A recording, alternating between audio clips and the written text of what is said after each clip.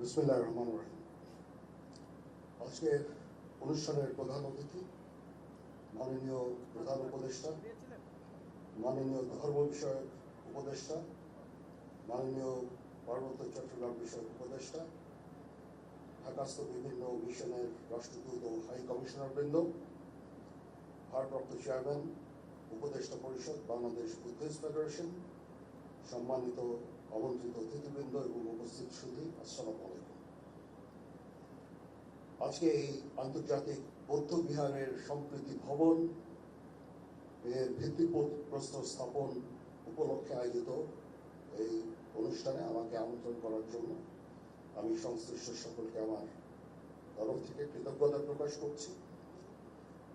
আমি মাননীয় প্রধান উপদেষ্টার প্রতিও কৃতজ্ঞতা প্রকাশ করছি। আমি যখন ওনাকে অনুরোধ করলাম এরকম একটা অনুষ্ঠানের জন্য, উনি সাথে সাথে রাজি হলেন এবং আমরা সবসময় এই দেশের ধর্ম, বর্ণ, গোত্র সকল সম্প্রদায়ের সাথে আমরা অত্যন্ত ওতপ্রোতভাবে জড়িত এবং আমরা একসাথে বাস করতে চাই।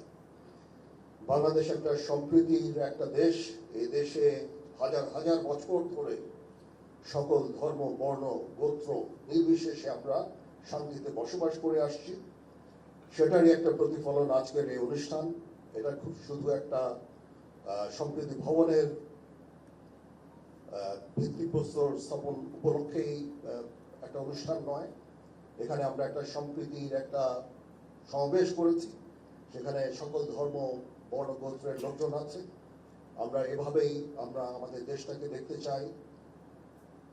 এই গৌতম বুদ্ধের যেই নীতি, অহিংসবাদ, সম্প্রীতি, মানুষের প্রতি ভালোবাসা, হিংসা বিদ্বেষবিহীন দেশ, এটাই আমরা গড়ে তুলতে চাই এবং আমরা চাই সবাই একসাথে এখানে সুন্দরভাবে বসবাস করব। সেই উদ্দেশ্যেই আমরা সবসময় কাজ করে যাচ্ছি। এর আগে কঠিন চুবরদান একটা অনুষ্ঠান হয়েছিল, আমাদেরকে আমন্ত্রণ করা হয়েছিল, আমরা এসেছিলাম। তখনও জিওসি 9 পজিটিভ ডিভিশন তার লোকজন দিয়ে আমরা সবসময় শান্তি শৃঙ্খলা বজায় রেখেছি। এখন এই সম্প্রীতি ভবনের জন্য আনুমানিক 7.5 কোটি টাকার মতো ব্যয় হবে, সেটা আমরা ইনশাল্লাহ করে দিচ্ছি এবং এখানে 24 positive division 24 construction brigade commander এইখানে ভূমিকা রেখেছে। তারা ডিজাইন এবং আর্কিটেকচার ডিজাইন এবং যে স্ট্রাকচারাল ডিজাইন অনুযায়ী এই কনস্ট্রাকশনটা করে দেবে।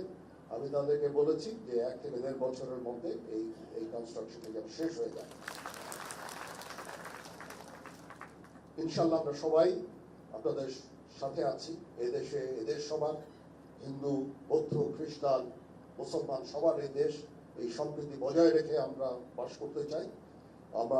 আমি আমার জীবনের একটা বড় সময়, জীবনের শুরুতে যৌবনের একটা বড় সময় আমি যেরকম হিলট্র্যাক্সে আমি কাজ করেছি, সেখানে আমরা ওতপ্রোতভাবে বৌদ্ধ সম্প্রদায়ের সাথে জড়িত ছিলাম। সেখানে অনেক কঠিন চুবরদান অনুষ্ঠান হয়েছে, সেখানে গিয়েছি এবং তাদের সাথে ওতপ্রোতভাবে আমরা কাজ করেছি। আমরা চাই যেরকম হিলট্র্যাক্সে পার্বত্য চট্টগ্রাম যেন শান্তি বিরাজ করে, তার জন্য যা কিছু করতে হয় আমরা করতে রাজি আছি। সমগ্র দেশে এই সাম্প্রদায়িক সম্প্রীতি রক্ষার জন্য যা কিছু করতে হয় সেটা আমরা করতে সবসময় সদা প্রস্তুত থাকব। আমি মাননীয় প্রধান উপদেষ্টাকে আবার ধন্যবাদ জানাচ্ছি। ওনার অনেক কর্মব্যস্ততার মাঝেও উনি রাজি হয়েছেন এখানে এসে এবং উনি আমাকে অনুপ্রাণিত করেছেন এই কাজের জন্য। এই জন্য ওনার প্রতি আমি কৃতজ্ঞতা জ্ঞাপন করছি এবং আমরা ইনশাআল্লাহ সবাই মিলে এই দেশ জাতিকে একটা শান্তির জায়গায় নিয়ে যেতে চাই। গৌতম বুদ্ধের বাণীর এখন এই বর্তমান সময়ে অত্যন্ত গুরুত্বপূর্ণ। আমরা শান্তির দেশ চাই, শৃঙ্খলার দেশ চাই। আমরা এখানে হানাহানি, বিদ্বেষ চাই না। সবার সমস্ত বিভিন্ন মত থাকতে পারে, কিন্তু অবশেষে আমরা সবাইকে যেন শ্রদ্ধা করি, একে অপরের বক্তব্যকে যেন শ্রদ্ধা করি, মতামতকে শ্রদ্ধা করি। আমাদের নিজস্ব মতামত থাকবে, সে অনুযায়ী আমরা অবশ্যই কাজ করব, কিন্তু আমরা একে অপরের প্রতি যেন শ্রদ্ধাবোধটা থাকে সেদিকে আমাদের লক্ষ্য রাখা অত্যন্ত জরুরি। সবাই ভালো থাকবেন। আবার আমি কৃতজ্ঞতা জানাচ্ছি সংশ্লিষ্ট সকলকে আমাকে এখানে আমন্ত্রণ করার জন্য। পৃথিবীর সকল প্রাণী সুখী হোক।